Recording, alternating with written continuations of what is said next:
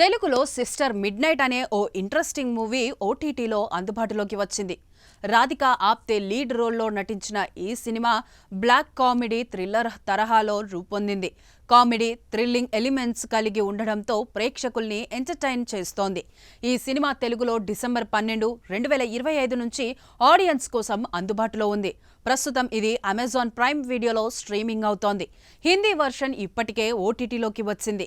ఇప్పుడు తెలుగుతో పాటు తమిళ డబ్బింగ్ కూడా యాడ్ చేశారు. సిస్టర్ మిడ్ నైట్ మే 20, 2025న థియేటర్లలో విడుదలైంది. కానీ థియేటర్లలో అంచనాలకు తగ్గ ఫలితం రాలేదు. జూన్ 17న మొదట హిందీ ఓటీటీలో స్ట్రీమింగ్ అయ్యింది.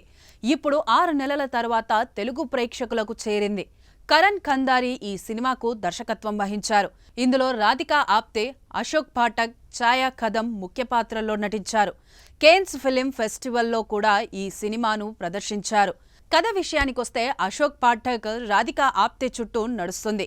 వేర్వేరు గ్రామాల వారైన వారు వివాహం చేసుకొని ముంబైలో చిన్న ఇంట్లో ఉంటారు.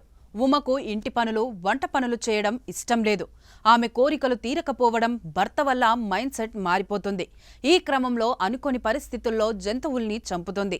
భర్తను హత్య చేస్తుంది. శవాన్ని ఇంట్లోనే ఉంచుతుంది. ఈ సినిమా మైండ్ బ్లాక్ చేసే థ్రిల్లింగ్, బ్లాక్ కామెడీ అంశాలతో ప్రేక్షకుల్ని కట్టిపడేస్తుంది. భర్తను ఎందుకు చంపింది, తరువాత ఏమైంది అనే ప్రశ్నలకు సమాధానం కోసం సిస్టర్ మిడ్ నైట్ చూడాలి. అయితే ఇది అడల్ట్స్ మూవీ. సాక్షి టీవీ ప్రసారాలను నిలిపివేయడం చట్టరీత్యా నేరం. సాక్షి టీవీ ప్రసారాల కోసం మీ స్థానిక కేబుల్ ఆపరేటర్ను వెంటనే సంప్రదించండి. డిటిహెచ్లో, ఇంటర్నెట్లో కూడా సాక్షి టీవీ ప్రసారాలను వీక్షించవచ్చు.